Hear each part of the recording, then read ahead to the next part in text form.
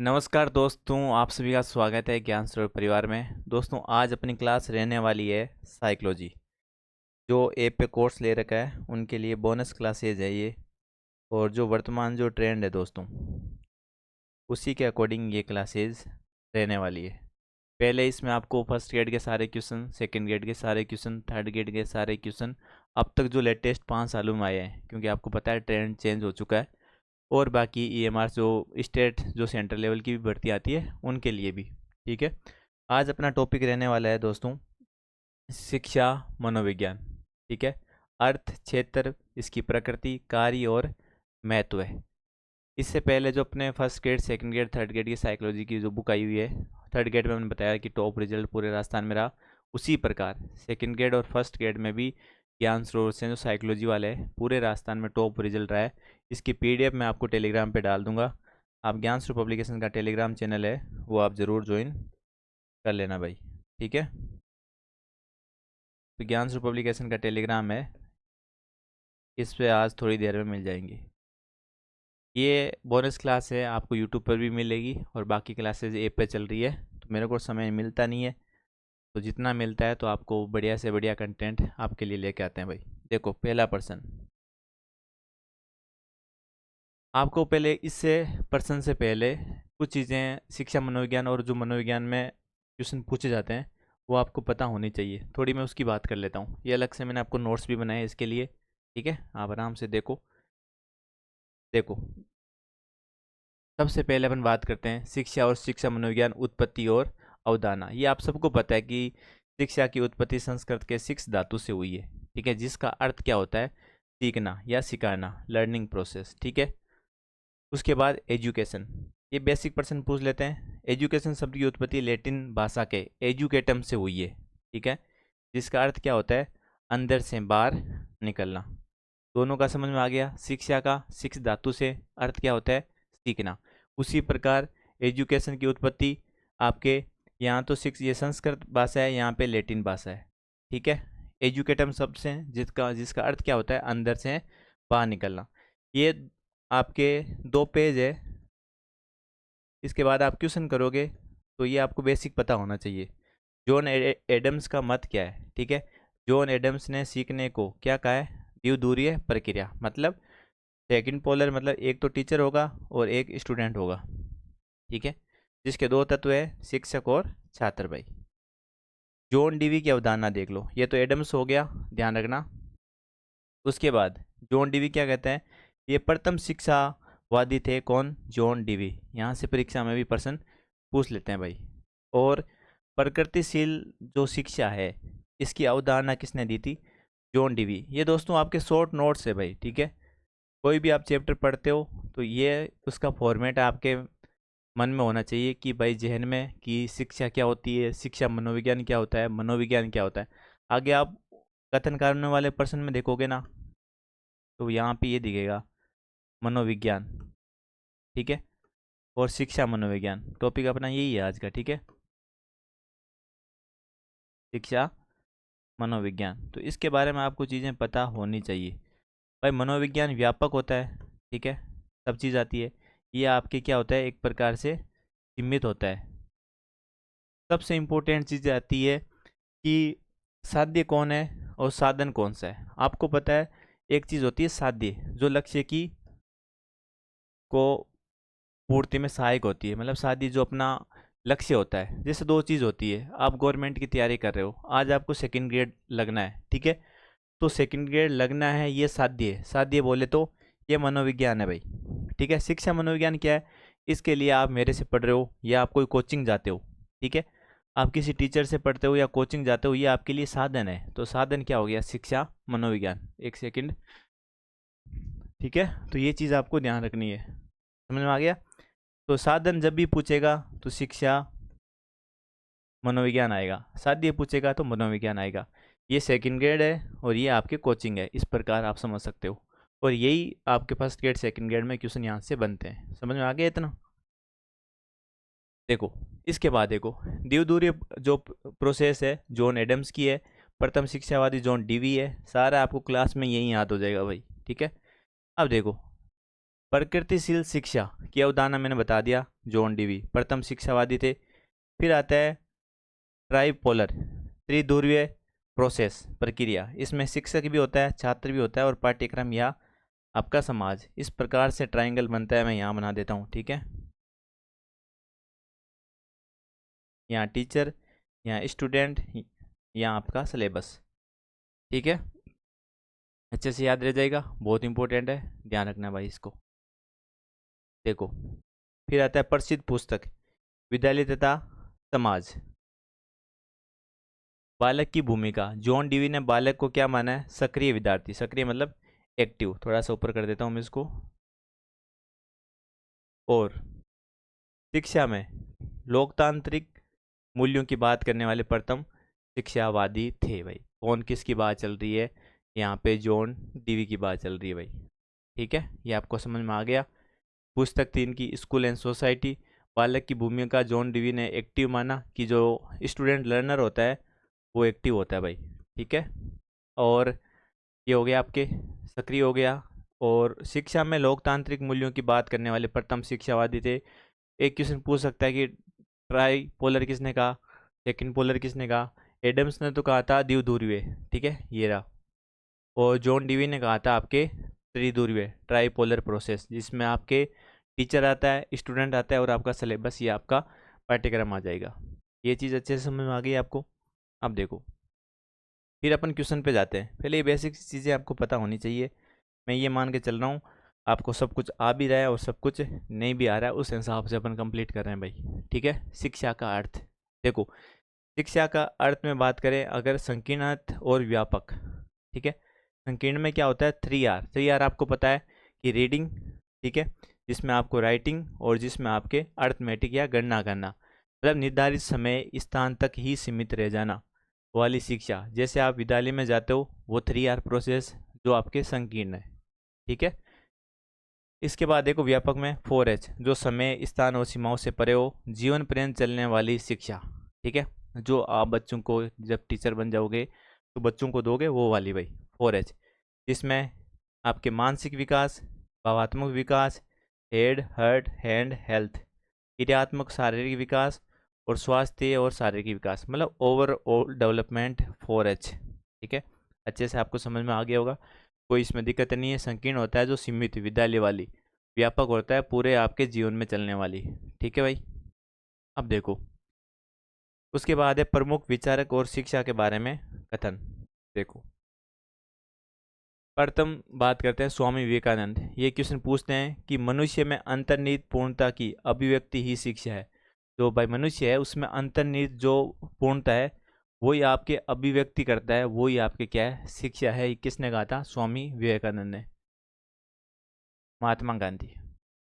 शिक्षा से मेरा तात्पर्य बालक और मनुष्य के शरीर, मस्तिष्क, आत्मा का सर्वोत्तम विकास ही अभिव्यक्ति है। देखो आत्मा से सर्वोत्तम विकास की अभिव्यक्ति तो कहा था महात्मा गांधी ने।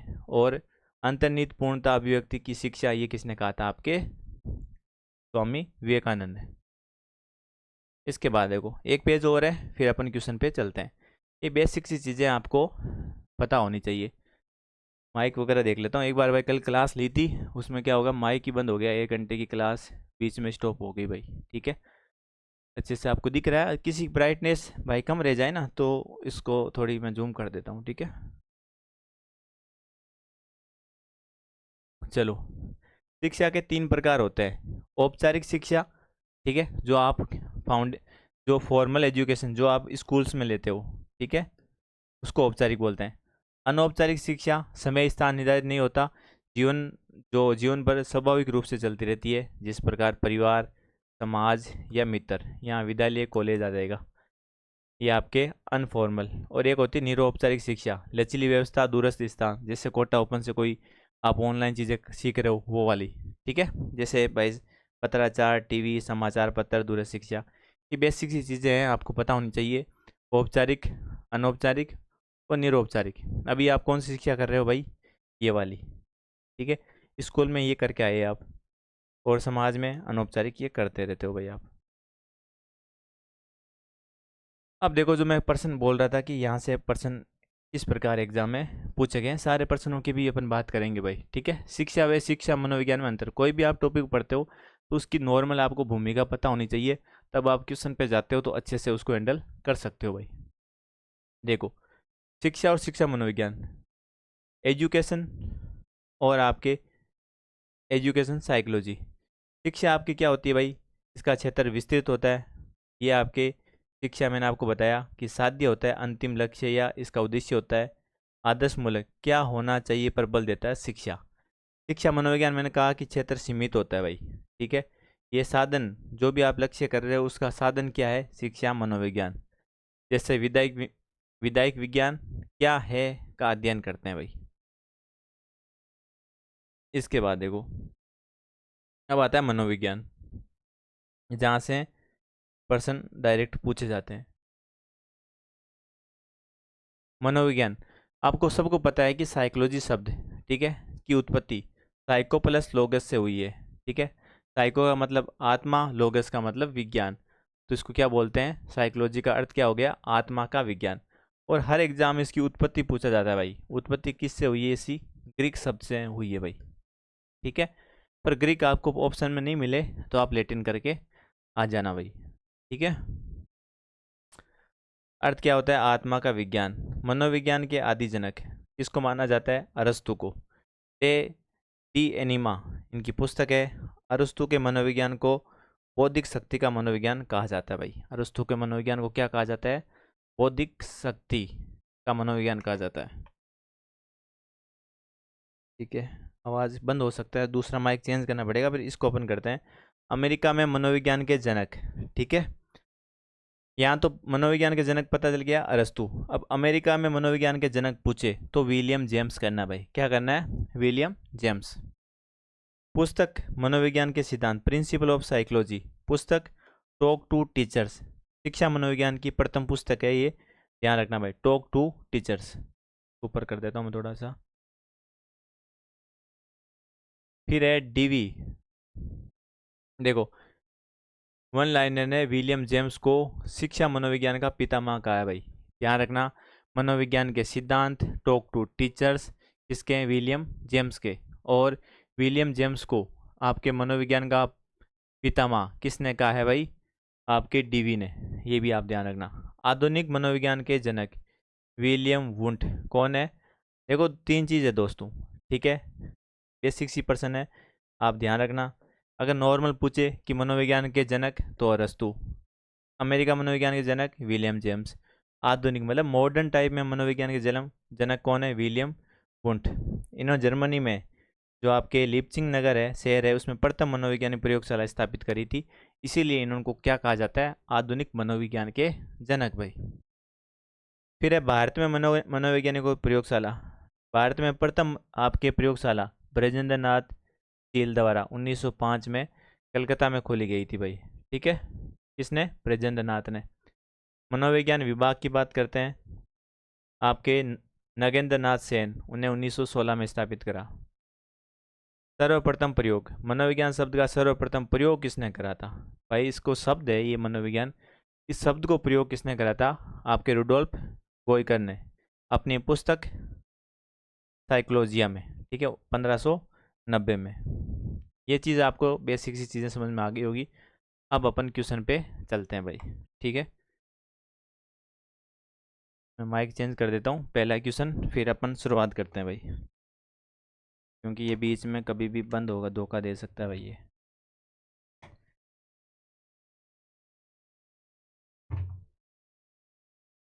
एक सेकंड में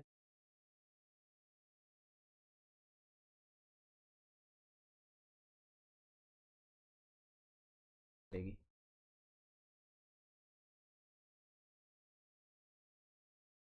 देखो भाई, हेलो हेलो, ठीक है, आवाज़ आ रही है इसकी, है ना।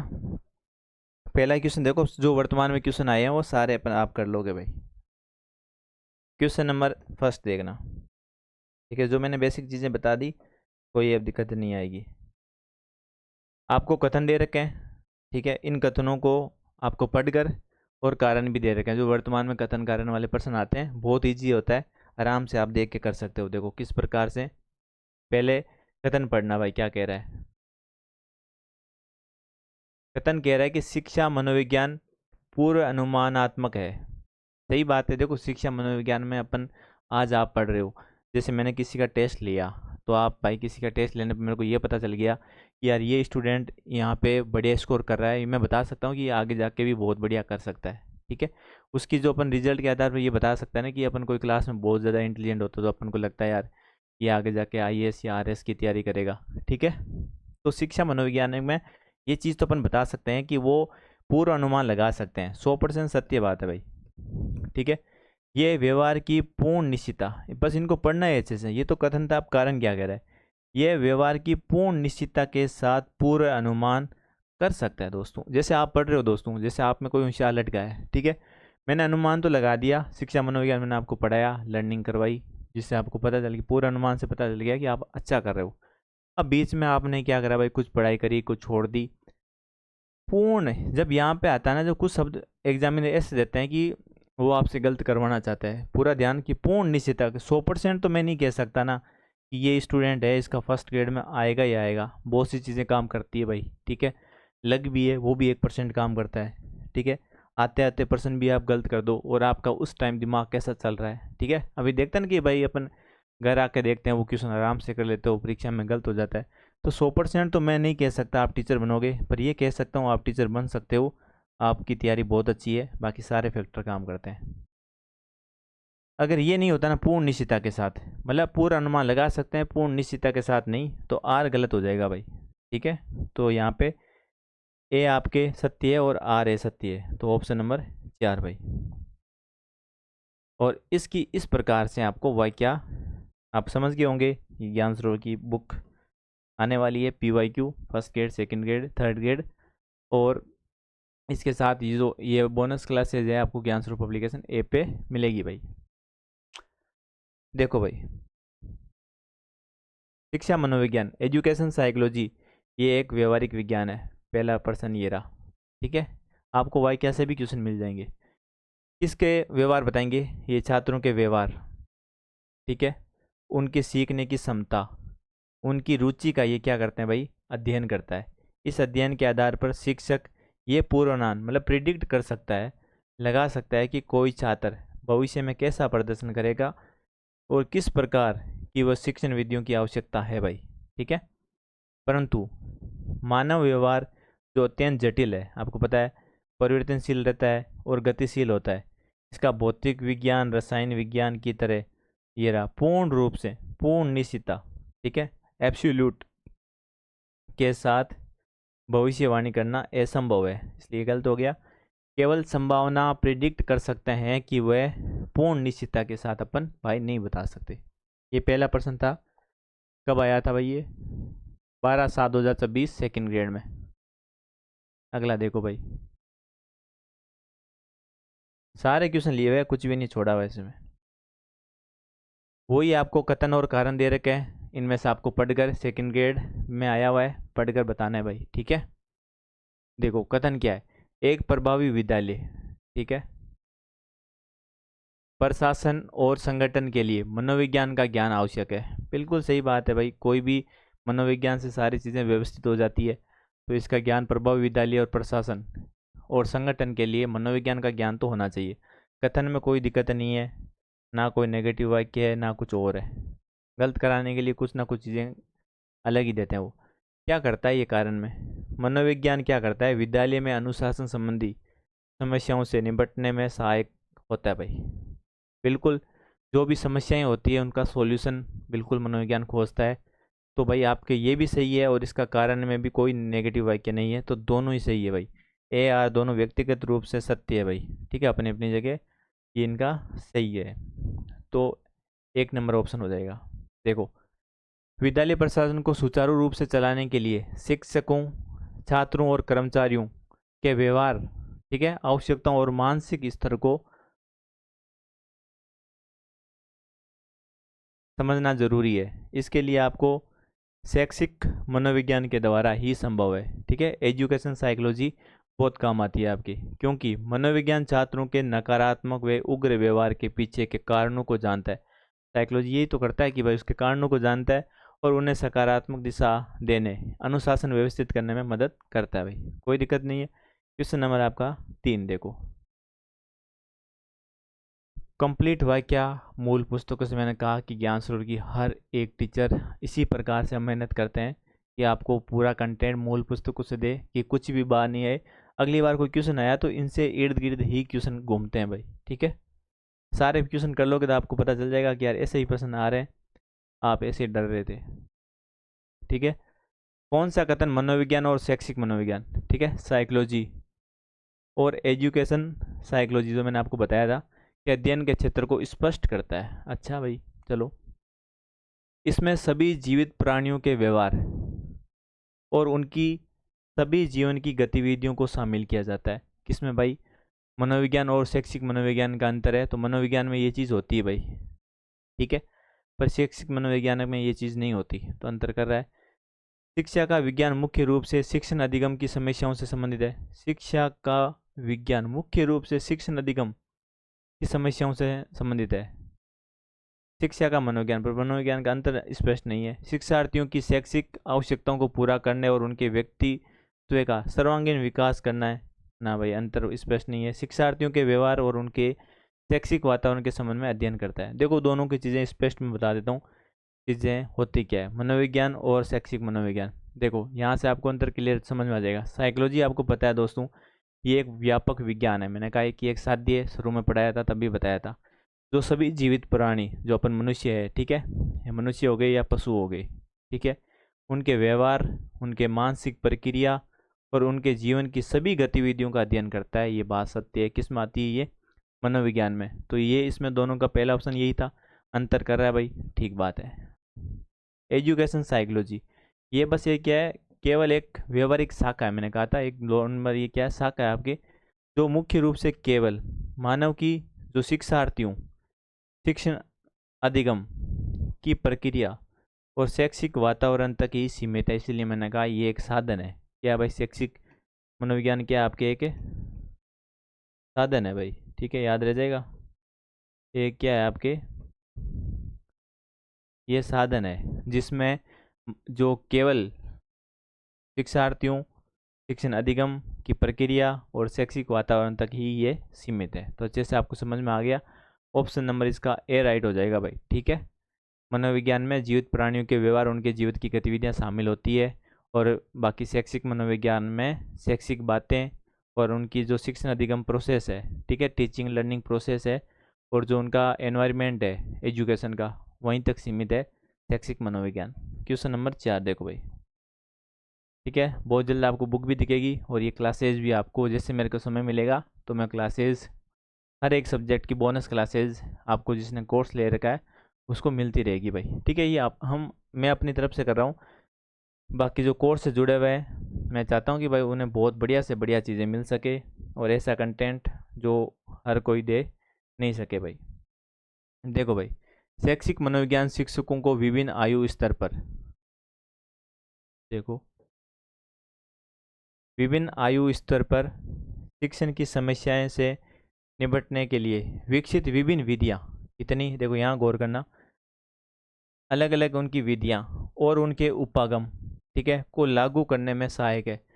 शिक्षा मनोविज्ञान को आयु स्तर पर जो भी बालकों की समस्या है उनको विधियों से उपागमों से लागू करने के सहायक है।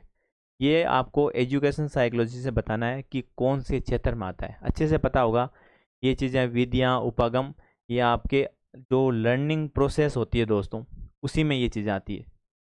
देखो ये लर्निंग प्रोसेस है, उसी में ही चीज़ें आएगी। अधिगम लर्निंग, देखो इसके अंतर्गत अधिगम मतलब सीखने के नियम, सिद्धांत, विभिन्न शिक्षण अधिगम विधियाँ, ठीक है आपको। दृष्टिकोण मतलब उपागम, उपागम की जगह दृष्टिकोण भी आ सकता है। तकनीक शामिल होती है। अधिगमकर्ता, इसके तहत छात्र की व्यक्तिगत विशेषता, अपन बात करें अधिगमकर्ता ये रहा, इसमें छात्र की व्यक्तिगत विशेषता मतलब रुचि, अभिव्यक्ति और विकास के विभिन्न स्तर आते हैं भाई। समझ में आ गया भाई। अधिगम परिणाम व मूल्यांकन, सब ऑप्शन को क्लियर कराएं। अधिगम परिणाम और मूल्यांकन ये सीखने के बाद प्राप्त होने वाले ज्ञान और व्यवहार, ठीक है, ज्ञान और व्यवहार परिवर्तन और उसके मापन आंकलन संबंधी होते हैं भाई। सारी चीज़ें आपको पता चल गया। परिणाम और मूल्यांकन जो भी आप लर्निंग करोगे उसके बाद की चीज़ें आती है। अधिगम करता खुद की रुचि आती है, और जो अधिगम जो प्रोसेस है उसी में ही आपको विद्या सिखाई जाएगी, और उसी में ही आपको जो भी उपागम वगैरह है सारे उसी में सिखाए जाएंगे भाई। कोई दिक्कत नहीं है। तो चलो भाई, ठीक है, बेसिक से पर्सन पर हर एक क्वेश्चन को इस प्रकार समझाया गया है कि आप आगे भी ऑप्शन से भी क्वेश्चन आएंगे तो आराम से आप कर सकते हो भाई।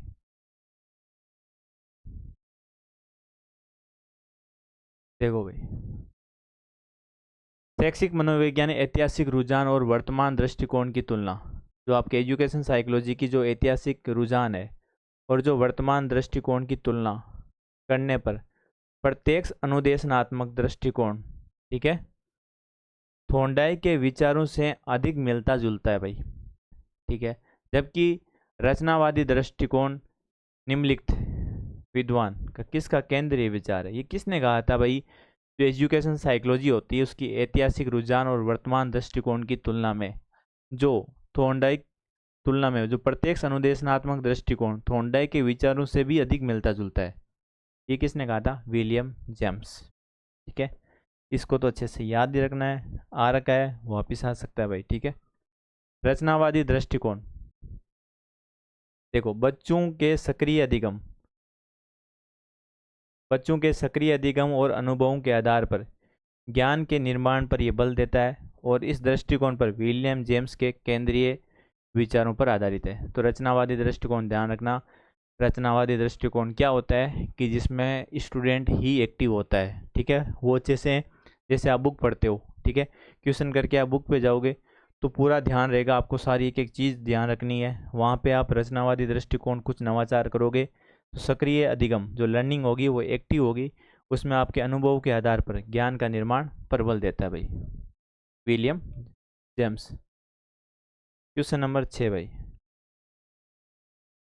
6 नंबर क्वेश्चन क्या कह रहा है कि शैक्षिक मनोविज्ञान के संबंध में आपको कथन दे रखे हैं, कथन 1 कथन 2, इनको पढ़कर सत्य कथन आया आपका बताना इसमें क्या सही है। देखो, एजुकेशन साइकोलॉजी प्रभावी शिक्षण विधियों में योगदान देता है, अभी बताया था भाई। एजुकेशन साइकोलॉजी में आता है अधिगम प्रोसेस, अधिगम प्रोसेस में विधियाँ उपागम देखा था, कोई दिक्कत नहीं है, एकदम सत्य है भाई, ठीक है। ये कक्षा के वातावरण की अनदेखी करता है और केवल सिद्धांत पर ध्यान केंद्रित करता है। देखो, खुद ही कह रहा है कि आरपीसी मैं नेगेटिव हूँ, नेगेटिव खुद ही बोल रहा है, तो ये तो वैसे भी नहीं हो सकता। केवल का मतलब क्या है? केवल जब भी चीज़ें आती है ऑल रूप से नेगेटिव चीज़ें आती है भाई, ठीक है। तो शिक्षा मनोविज्ञान में वातावरण की अनदेखी नहीं करता भाई, ठीक है, बालक पर ध्यान केंद्रित करता, केवल सिद्धांत नहीं होता। ये सारी चीज़ें मैंने आपको बताई है, आराम से देखो। शैक्षिक मनोवैज्ञानिक जो आपके व्यवहारिक विज्ञान है, ये कक्षा के वातावरण जो छात्र और शिक्षक के संबंध में जो कक्षा प्रबंधन को अत्यधिक महत्व देता है, ये अनदेखी नहीं करता, क्या करता है? ये महत्व देता है भाई। देखो भाई, अगला अगला है कि इनमें से कौन सी शिक्षा मनोविज्ञान की प्रकृति है भाई, आपको वो बतानी है कि शिक्षा मनोविज्ञान की इनमें से कौन सी प्रकृति है, ठीक है। देखो, शिक्षा मनोविज्ञान एक चीज़ तो है कि ये अनुपयुक्त मनोविज्ञान है, ठीक है, ये चीज़ में तो कोई दिक्कत नहीं है। वैज्ञानिक अपन पढ़ते ही है, छात्र छात्र सकारात्मक रहता ही है, नकारात्मक नहीं है, ठीक है। देखो, अब कई चीज़ों में आप इंग्लिश में जाओगे ना, अब मानकात्मक आपको नहीं समझ में आएगा। पहले तो आपको यहाँ से ऑप्शन में बता देता हूँ कौन सा है, A C D option number 2 अनुपयुक्त को बोलते हैं एप्लाइड साइंस, ये आप सभी ने पढ़ रखा होगा, ठीक है। मनोविज्ञान की प्रकृति है ये, ठीक है, एप्लाइड साइंस अनुपयुक्त। ये मनोविज्ञान के सिद्धांत, नियम और शिक्षा के क्षेत्र को व्यवहारिक अनुप्रयोग है, ठीक है भाई। ये सिद्धांत, नियम और अनुपयुक्त में क्या आ जाएंगे? इसके व्यवहारिक अनुप्रयोग आएंगे। अब देखो, यहाँ पे देखो, मानकात्मक को आप इंग्लिश में देखोगे तो नॉर्मेटिव साइंस, ये शिक्षा मनोविज्ञान की मानकात्मक विज्ञान नहीं है। ये क्या होना चाहिए, ठीक है, का अध्ययन नहीं करता है, बल्कि क्या है का अध्ययन करता है। इसलिए ये भाई आपके शिक्षा मनोविज्ञान में नहीं आएगा। इस किसका अध्ययन करता है, क्या, बल्कि क्या है का अध्ययन करता है, क्या होना चाहिए इसका अध्ययन नहीं करता, तो ये नहीं आएगा। बाकी सकारात्मक इसको विधायक मनोविज्ञान बोलते हैं, ठीक है, इसमें भी आप देख लो। विधायक मनोविज्ञान या सकारात्मक, यह शिक्षा मनोविज्ञान मुख्य रूप की प्रकृति है, इसकी मुख्य रूप से ये प्रकृति है और ये तथ्य उसी रूप में अध्ययन करता है जैसे ये वास्तव में होते हैं, पॉजिटिव तरीके से। वैज्ञानिक शिक्षा मनोविज्ञान की प्रकृति वैज्ञानिक होती है क्योंकि इसमें आपको व्यवस्थित अध्ययन, निरीक्षण और प्रयोगों का इसमें क्या होता है, उपयोग, एकदम क्रम से चीज़ें चलती है। कब आया भाई, फर्स्ट ग्रेड में क्वेश्चन आया हुआ है भाई, ठीक है। देखो दोस्तों, आज अपनी पहले क्लास थी, ठीक है, अपन 10 क्वेश्चन तो अभी करेंगे इसके, पर मैं आपको बताऊं, जब जैसे अपन PYQ इस प्रकार से, इसमें बहुत मेहनत लगती है। पहले फर्स्ट ग्रेड के देखो वाक्या करो, सेकंड ग्रेड के देखो वाक्या करो, थर्ड ग्रेड के देखो उसकी वाक्या एक्सप्लेन करो, बहुत सी चीज़ें, फिर उनको क्रम में टॉपिक वाइज शैक्षिक मनोविज्ञान को अलग करो, अधिगम का अलग करो, बाल विकास अलग, पूरे कंप्लीट अलग अलग, ठीक है। तब जाके ऐसे कंटेंट बाय ज्ञान स्टोर काम कर रहा है। तो कमेंट करके बताना कैसे है, और जो कोर्स में जुड़े हुए हैं उनको मैं ये कहूँगा कि हर एक कोर्स में जो ज्ञान स्टोर से आप जुड़े हो उसमें आपको इस प्रकार की बोनस क्लासेज मिलेगी जहाँ आप बाकी स्टूडेंट से बेहतर कर पाओगे भाई। देखो, इनमें से कौन सा कथन शिक्षण की शैक्षिक मनोविज्ञान के योगदान के संदर्भ में उपयुक्त नहीं है भाई, ये आपको बताना है। इनमें से कौन सा कथन शिक्षण में शैक्षिक मनोविज्ञान के योगदान में उपयुक्त नहीं है भाई, बताओ। एजुकेशन साइकोलॉजी के संदर्भ में आपका कौन सा सही नहीं है वो आपको बताना है। ये शिक्षण के विविध प्रकार की व्यक्तिगत विभिन्नता के साथ क्या होता है, समायोजन में सहायक होता है, सही बात है। जो आपकी टीचिंग होती है उसमें अलग अलग प्रकार की जो व्यक्तिगत भिन्नता होती है उसके समायोजन में सहायक होता है आपके एजुकेशन साइकोलॉजी। ये शिक्षण की नई रणनीति, ठीक है, को विकसित करने में भी सहायक होती है। कुछ चीज़ें वैज्ञानिक तरीके से भी सारी चीज़ें सहायक होती है। शैक्षिक मनोविज्ञान में उपयुक्त शिक्षण विधियों का प्रयोग, विधियों का ज्ञान देता है, अभी देखा था विधियाँ आती है अधिगम प्रोसेस में। कक्षा शिक्षण किसी एक ही सिद्धांत पर निर्भर करता है, खुद ही कह रहा है कि एक ही सिद्धांत का क्या मतलब है, शिक्षण विधियाँ सिद्धांत सारी चीज़ें इसमें आती है भाई, ठीक है। तो 8 क्वेश्चन अपन ने कराए, ये अपन ने इसकी वाक्या मैंने बता दी सारी चीज़ें। क्वेश्चन नंबर 9 बहुत जल्द आपको किताब भी मार्केट में मिलेगी। चलो ये लास्ट क्वेश्चन करते हैं। 2 कथन दिए गए हैं अभिकथन, ठीक है।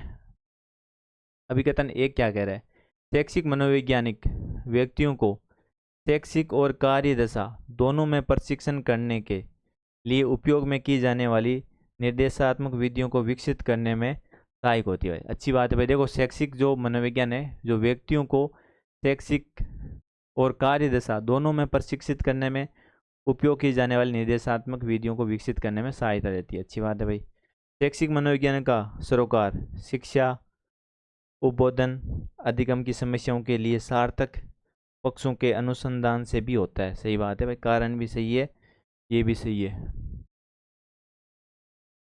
ये रहा आप वाक्य, आराम से देखो, ये इसकी वाक्य रही, ठीक है, ऑप्शन ए और दोनों। आर ए की वाक्य कर रहा है क्योंकि शैक्षिक मनोविज्ञान का सरोकार अनुसंधान और शिक्षा और अधिगम की समस्याओं को हल करने से जुड़ा है। आर इसीलिए वे कार्य दशाओं शैक्षिक दोनों क्षेत्रों में उपयोगी है। निर्देशात्मक विधियों को विकसित करने में भी वे सहायता कर पाते हैं भाई। क्वेश्चन नंबर 10 है, ये नेक्स्ट बोनस क्लास आपको ऐप पे मिलती रहेगी, कुछ आपको यूट्यूब चैनल पे भी यहाँ पे आती रहेगी। पर जो ज्ञान स्रोत से जुड़े हुए हैं कोर्स वगैरह कहाँ चल रहे हैं भाई, मैं उनको बता दूँ फिर से, ठीक है। ज्ञान स्रोत की हर एक बुक का रिजल्ट देखना है आपको तो टेलीग्राम पर जाना, ठीक है। रिजल्ट अपन कहाँ देते हैं भाई, सारी किताबों का आपने रिजल्ट मैं बार बार बता नहीं रहा पर आपने देख रखे होंगे, टेलीग्राम पे सभी अपन रिजल्ट डालते हैं भाई, ठीक है। और ऐप का नाम एक ही है अपना, यही यूट्यूब चैनल है और यही अपना टेलीग्राम है और यही अपनी ऐप है, सब इसी नाम से है, ज्ञान स्रोत पब्लिकेशन ऐप। टेलीग्राम पे नई बुक की जानकारी, किसी नई बुक आती है उसकी डेमो PDF, ठीक है, और नई कोई भी इंफॉर्मेशन होती है भाई उसकी जानकारी भी आपको टेलीग्राम पर मिलती है। और जो रिज़ल्ट वाली PDF किस एग्ज़ाम में कितना आए वो भी यहाँ टेलीग्राम पे। ये आपको टेलीग्राम पता चल गया। अब इसी नाम से ऐप अपनी ऐप पे जाओगे तो ऐप पे क्या है, जो ज्ञान सरोवर पे टेस्ट सीरीज चलती है वो, वहीं से आपको बुक वाला फोल्डर बुक मिल जाएगा। ठीक है, ऑर्डर कर सकते हो यहाँ से। और यहाँ पे जो कोर्स चल रहे हैं ब्रह्मास्त्र मूल पुस्तकों पर, जिसमें बोनस क्लासेस डल रही है। ठीक है, हर सब्जेक्ट की अलग अलग। मैं इसीलिए दोस्तों अलग से कुछ करना नहीं चाह रहा, क्योंकि मेरे को इतना टाइम मिलता नहीं है। और बाकी जो मैं करवाता हूँ सारे टीचरों का कंटेंट देखना होता है, और बेस्ट से बेस्ट आपके पास सामग्री आती है भाई। ठीक है, तो जितना समय मिलता है मैं इसमें बोनस आपको क्लासेस इसमें मिलती रहेगी। टेक्स्ट बुक कोर्स सारी चीज़ें आपको ऐप पर, और जो इस कोर्स से जुड़े हुए हैं तो मेरी क्लासेज यहाँ पे आपको मिलती रहेगी। और आपका कोई डाउट है तो आप कमेंट कर देना। धन्यवाद दोस्तों, वीडियो अच्छा लगा हो तो लाइक कमेंट कर देना। हाइप वाला ऑप्शन हमेशा बोलता हूँ कि आपके लिए फ्री है। अच्छा कंटेंट है तो अपने दोस्तों के साथ ज़रूर शेयर करें, और हाइप वाला बटन कमेंट के पास में इसको ज़रूर कर दिया करो। ठीक है, आपके लिए फ्री है, बाकी स्टूडेंट भी पढ़ लेंगे भाई। ठीक है दोस्तों, मिलते हैं नेक्स्ट ऐसे ही आपको बोनस क्लासेज में।